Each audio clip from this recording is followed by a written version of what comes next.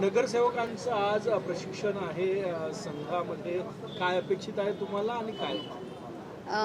खरं म्हणजे दरवर्षी संघामध्ये आपलं जे हेडगेवार स्मारक आहे त्या ठिकाणी संघाच्या तर्फे कार्यकर्त्यांसाठी प्रशिक्षण वर्ग हे होतच असतात। याही वर्षी द्वितीय वर्षाचं प्रशिक्षण वर्ष आहे आणि त्यातल्या एक दिवशी प्रत्येक वेळी खरं म्हणजे नगरसेवकांना त्या ठिकाणी बोलवतात, सर्व पक्षीय नगरसेवक, ते असं भाजप असं नाही, सगळ्याच नगरसेवकांना, कारण जनप्रतिनिधी हा त्याच्या मागे म्हणजे उद्देश आहे। आणि यावेळी तर संघाचा विषय आहे की पंचसूत्री जी आहे, पंचपरिवर्तन, तर त्यानिमित्ताने एकूणच म्हणजे सगळा पर्यावरणाचा जो काय बदल होणार आहे त्या सगळ्या गोष्टीचं एकूण नगरसेवक म्हणजे जनप्रतिनिधी या नात्याने एकत्र येऊन काय आपण करू शकतो निसर्गासाठी, समाजासाठी, यासाठीची एकूण चर्चा आता यावेळच्या वर्गामध्ये सुद्धा झालेली आहे।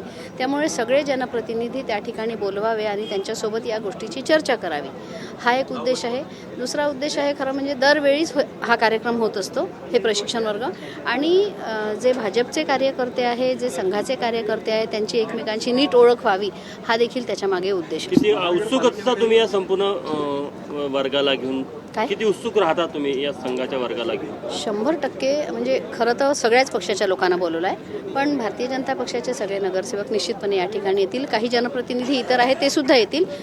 मोठी उत्सुकता यासाठी की जे संघाच्या माध्यमातून ज्या काही 4 गोष्टी मिळतात, ज्या समाजासाठी चांगलं करण्यासाठीची गाईडलाईन मिळते, त्यासाठी निश्चितपणे सगळे उत्सुक आहेत। सगळ्या नगरसेवकांना तुमच्याकडून पण निरोप गेले महापौर म्हणून? हो हो गेले।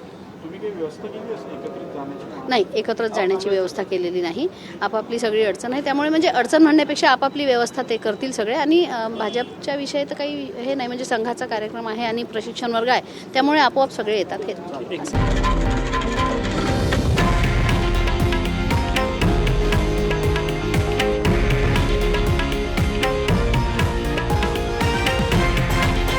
हे आहे देशातील नंबर 1 न्यूज नेटवर्क आणि आपण पाहत आहात TV9 मराठी, एकमेव।